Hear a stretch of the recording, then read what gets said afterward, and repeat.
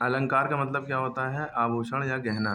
जिस तरह से लेडी क्या करती है? आभूषण पहनती है खूबसूरत दिखने के लिए, इसी तरह भाषा को खूबसूरत बनाने के लिए अलंकारों का प्रयोग होता है। ठीक है। अब ये कई तरह के होते हैं, जिसमें आपको सबसे पहले अनुप्रास अलंकार दिख रहा है।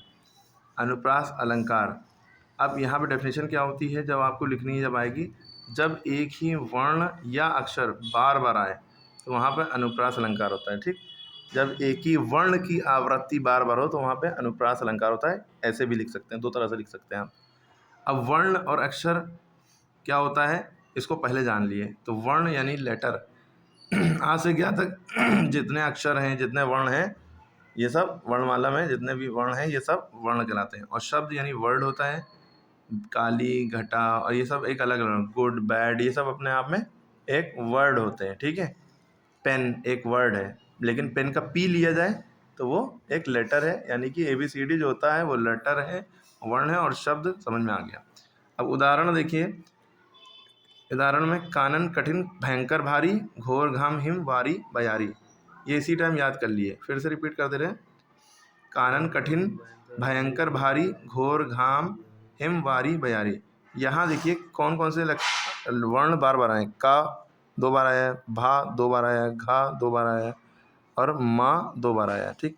तो यही लिखना है। यहाँ पे स्पष्टीकरण हेडिंग डालेंगे, यानी स्पष्ट करेंगे, क्लियरली समझाएंगे कि का, मा, भा, मा, घा, मा अक्षर एक से ज़्यादा बार आए हैं तो यहाँ पे अनुप्रास अलंकार है। तो अनुप्रास अलंकार आई होप समझ में आ गया होगा। अब हम इस पे आ जाते हैं रूपक अलंकार पे। ये दूसरा अलंकार है, सॉरी यमक अलंकार पे। इसमें और इसमें बस इतना सा फर्क है, यहाँ पे वर्ण लिखा है, वहाँ पे आप लिख देंगे शब्द। जब एक ही शब्द 2 से ज़्यादा बार आए और उनके अर्थ भिन्न भिन्न हो, यानी मतलब उनके अलग अलग हो, तो वहाँ पे यमक अलंकार होता है। ठीक है, याद रखिएगा। जब एक ही शब्द 2 से ज़्यादा बार आए लेकिन उनकी मीनिंग अलग अलग हो तो वहाँ पे यमक अलंकार। अब इसका एग्जाम्पल भी इसी टाइम याद कर लिए। काली घटा का घमंड घटा, आप दूसरी वाली लाइन ना लिखिए जाए, तब मंडल तारक वृंद खिले, ये ना लिखिए, आप बस इतना लिखिए काली घटा का घमंड घटा। और देखिए घटा शब्द यहाँ पे भी आया, यहाँ पे भी आया है। काली घटा, घटा माने तो बादल है। आप इस उदाहरण में देख रहे हैं घटा शब्द का मतलब घटा 2 बार आया है, दोनों स्थानों पर उसका मतलब अलग अलग है। पहले वाले का मतलब बादल है, दूसरे वाले का मतलब घटना है, कम होना। ठीक है। तो आपको दोनों में डिफरेंस बदल गया।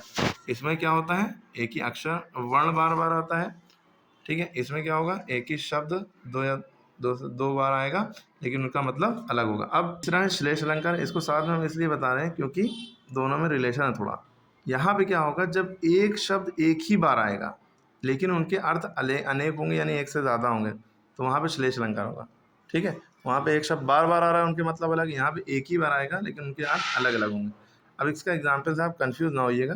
देखिए, आप कहीं रहीमन पानी रखिए, बिन पानी सब सून, पानी गहना उभरी मोती मानिश चून, ये याद कर लिए। ठीक है। पानी, इस इतने से में पानी देखिए एक ही बार आया। ठीक है। हम कहें सर यहाँ भी तो पानी है, यहाँ भी तो पानी है, तो पानी शब्द बार बार आपको दिख रहा है तो आप ये ना समझ जाइएगा कि ये यमक अलंकार है। ठीक है। लेकिन यहाँ पे थोड़ा सेंस समझिए, पानी का हर जगह मतलब अलग अलग है। अब ठीक है। अब रहीमन पानी रखिए, पानी शब्द के 3 अर्थ हैं यहाँ। पहले चमक है, इज्जत है और जल है। बस यहाँ पे यही लिख दें, यहाँ श्लेष अलंकार है, वरना इसके दूसरा उदाहरण भी दे सकते हैं।